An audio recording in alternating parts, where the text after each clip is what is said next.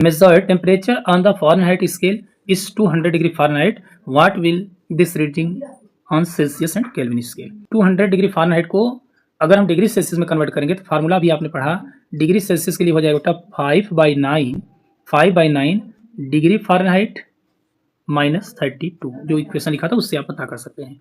अब बेटा ध्यान देना, 5/9 हो गया, डिग्री फ़ारेनहाइट कितना दिया, 200 दिया है ना, माइनस 32, क्या हो जाएगा 32। बेटा इनको जब सॉल्व करेंगे तो सॉल्व करने पर आपका आ जाएगा 93.3, यानी इतना डिग्री सेल्सियस आपका आ जाएगा, ठीक है ना। अब कह रहा है केल्विन स्केल में, तो डिग्री सेल्सियस पता हो गया, तो केल्विन में कन्वर्ट करने का तरीका आपको बताया गया है कि 273.15 प्लस डिग्री सेल्सियस, तो डिग्री सेल्सियस में इतना आया है, इसको ऐड कर दीजिए 366, इतना डिग्री सेल्सियस बेटा केल्विन में अगर कन्वर्ट करेंगे 93.3 को तो हो जाएगा 366.45 केल्विन।